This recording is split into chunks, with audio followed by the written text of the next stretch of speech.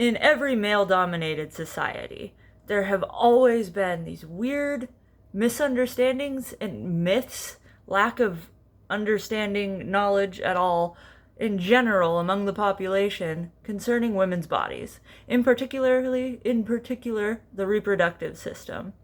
And that makes sense because in a male-dominated society, the males are the ones doing all the talking, all of the public thinking, and they don't have women's bodies. So they don't know anything about it, and they're not going to listen to women because the women are subordinate.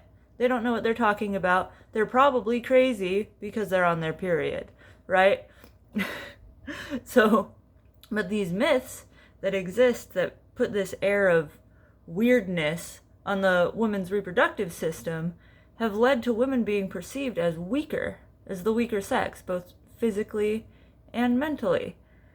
And this came about to like a peak, in the 1800s, where the psychiatric community collectively agreed, as professionals in their field, they collectively agreed that there was a direct and causal effect connection between the woman's reproductive system, her organs, and insanity. And this was called hysteria.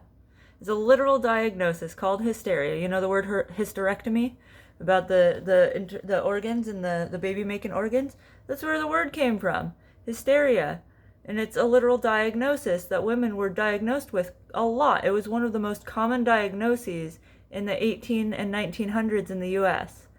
And the hysteria as a diagnosis is so vague that it covers literally anything that anyone could find annoying about a woman. And looking at these symptoms of hysteria, dudes have them all the time too. Because, for example, you can be diagnosed with hysteria and committed to an insane asylum in the 18 and 1900s in the US because, 1, you felt anxious. 2, you had a fondness of writing. 3, you didn't want to cook. All of these things and more, like normal stuff, could be considered hysteria and get you a diagnosis. And this is like the lasting effect of just thousands of years of men refusing to learn anything about women.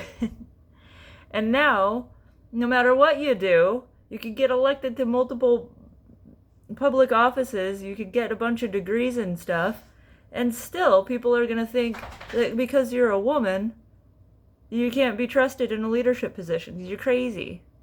Because your organs make you crazy. How could the world have continued if half of the human population was crazy a quarter of the time? Think. Anyway, happy America.